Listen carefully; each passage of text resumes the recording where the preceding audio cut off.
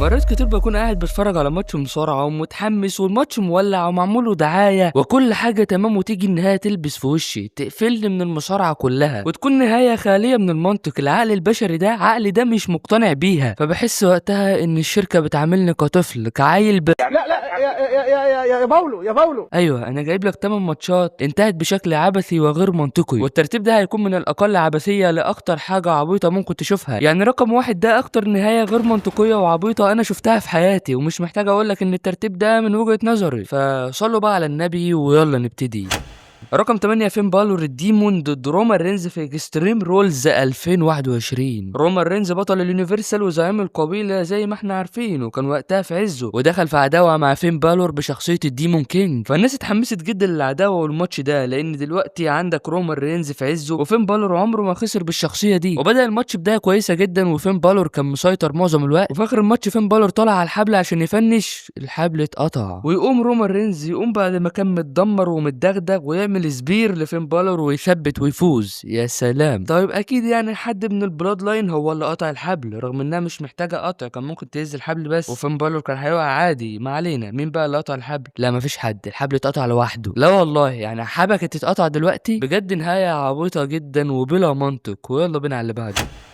رقم 7 سي ام بانك ضد جونتر في سمر اسلام 2025. الماتش اللي قعد 30 دقيقة 30 دقيقة سي ام بانك بينضرب بس، وفي النهاية بعد ما جونتر عجن بانك راح واقف على طاولة التعليق وبيستعرض نفسه، فسي ام بانك شده ووقعه على الترابيزة وجونتر نزل تحت وطلع منها بالشكل ده، طلع ووشه غرقان كاتشب يا عيني. فسي ام بانك طلعه على الحلبة وراح يفنشه وما كانش قادر يقف على رجله اصلا. و2 جي تي اس 1 2 3. اقنعني بقى، اقنعني ازاي انت دلوقتي عايز بانك يفوز على جونتر؟ هي دي مش مقنعه اصلا لوحدها، هي كانت تبقى مقنعه لو كان سي ام بانك في عزه بس. يا عم ماشي، اشترينا بانك يفوز على جونتر ماشي، بيع لي بقى النهايه دي بشكل واقعي، بشكل عقل ده يصدقه، بشكل منطقي، انما اللي حصل ده متخلف. وطبعا احنا عارفين بقى الجمدان اللي حصل بعد كده، ورولينز دخل وصرف الماني ان ذا بانك، مش موضوعنا ده عامه، احنا بنتكلم في الماتش وان سي ام بانك انطحن وفي الاخر فاز. ويلا بينا على اللي بعده. رقم 6 تيم جون سينا ضد النكسز في سمر اسلام 2010. في صيف 2010 النكسز كانوا هم اللي في الصوره، معظم الاحداث المهمه كانت بتدور حواليهم، وكانوا في عداوه مع جون سينا. جون سينا اللي جمع فريق علشان يوقف النكسز. وفي سمر اسلام 2010 اتحدد ماتش 7 ضد 7، وكان المفروض ولازم النكسز يفوزوا علشان ياخدوا الدفعه، ولكن برضو لو خسروا هم مش هيخسروا من اي حد، ده فريق جامد، يعني منطقي انهم يخسروا عادي. بس اللي مش منطقي بقى الطريقه اللي خسروا بيها، لان اخر واحد من فريق جون سينا هو جون سينا فريقه كله طلع قدام 2 من النكسز واتبرد، دمر سينا برا الحلبة، دغدغه، وفي الاخر سينا اقصاهم هما الاتنين وفاز، وتم دفن النكسز على كده. ويلا بينا على اللي بعده.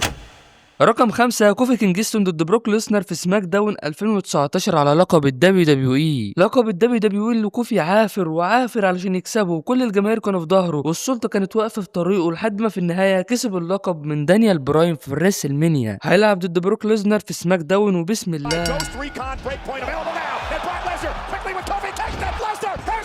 خلص الماتش يا معلم. F5 وخلص الماتش في 7 ثواني، يعني مفيش اي منطق. يا عم بروك جامد وكل حاجه، ولكن ما تقنعنيش ان بواحده F5 يخسر كوفي كينجستون البطل العالم اللي كسب اللقب من دانيال براين اللي هو من افضل 3 4 مؤديين في التاريخ. يعني انت دلوقتي تقنعني ازاي ان ده بطل؟ طب بتكسبوه ليه من اول لما يخسر بالطريقه الزباله دي؟ بجد لو حد عنده تفسير يقول لي. ويلا بينا على اللي بعده.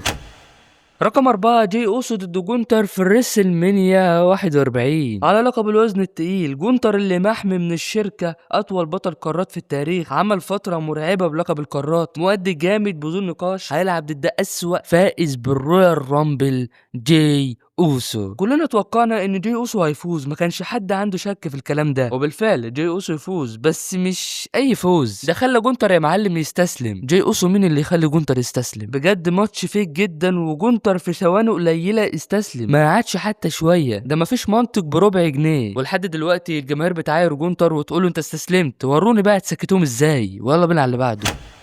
رقم 3 تريبل اتش ضد بوكر تي في ريسل مانيا 19. هي كلها في ريسل مانيا ولا ايه؟ بوكر تي كسب فرصه انه يلعب على لقب العالم اللي كان مع تريبل اتش وقتها، اللي كان وقتها في الايفولوشن. طول العداوه بينهم تريبل اتش كان بيهين في بوكر تي ويقول له كلام عنصري بحت، والناس وقتها تعاطفت مع بوكر تي والكل توقع انه هيكسب اللقب، اصل بعد كل الاهانات دي ويخسر في النهايه لا ما يصحش. والماتش كان كويس جدا، وفي النهايه تريبل اتش يعمل بيدي جري لبوكر تي ويفضل نايم شويه حلوين، بيريح يا عم بيريح يا سيدي يعني، وانت مغمض طالما اخد الوقت ده كله فهيجي يثبت بوكر تي هيفكها، هيكون فاق اصلا من الضربه، فكده كده هيفلت منها يعني كده 1 2 3. والله بينا على اللي بعده.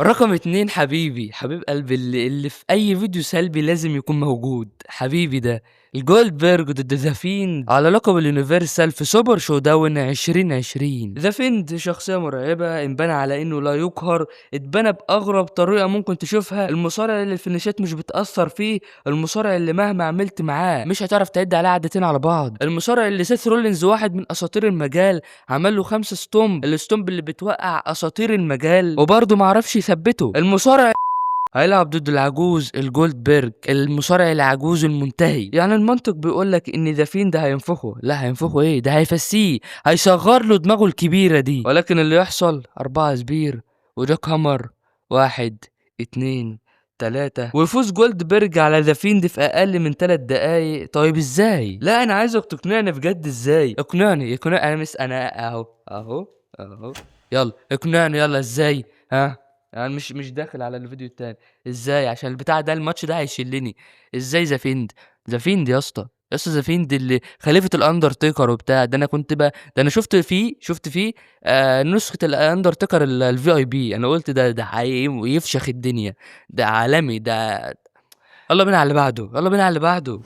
رقم 1 سيث رولينز ضد ذا فيند في الهيلينا سيل 2019. شخصية ذا فيند في بدايتها كانت مرعبة، اتبنى على انه لا احنا هنعيد الكلام تاني ولا ايه. المهم يعني ذا فيند كان محمي جدا من الشركة ودخل في عداوة مع رولينز اللي كان بطل العالم وقتها. رحنا بقى للماتش المنتظر في الهيلينا سيل، وذا فيند انضرب من سيث رولينز ويقوم ويضحك شوية وينضرب تاني، يقوم ويضحك شويه وينضرب تاني. مش فاهم بجد ايه المرعب في كده، انا كده هخاف يعني هتخض كده، ياما ده بيضحك، ياما ده اضحكني ده وفي الاخر رولينز دغدغه ونزل ضرب فيه بكل الادوات الموجوده ورمى عليه ترابيزات وكراسي ونزل ضرب فيه بالهامر. وايه يا ابني في ايه دي كيو مين يا ابني؟ احنا في الليله نسل يا ابني، ده ماتش تاني ده ولا ايه يا حبيبي مفيش دي كيو في الليله نسل يا يابا، الليله نسل لازم ينتهي فائز، ده مش بس غير منطقي، ده غير موجود، ده مش موجود فعلا. بعدها الجماهير قعدوا يهتفوا للاي دبليو اللي كانت جديده اصلا وقتها، ما هو من العبث اللي بيشوفوه، هم شافوا حاجه مش متعودين على، شافوا حاجه المفروض ما تحصلش عامه يعني. وبس يا اسطى انا عارف ان في ماتشات تانية كتير غير مقنعه وغير منطقيه بالمره، ولكن انا زهقت بصراحه يعني. ما تنساش بقى اللايك والشير والسبسكرايب، ولو انت جديد خش اتفرج على الفيديوهات القديمة مش ورا بعضها يعني، ما تضيعش وقتك وبس. سلام.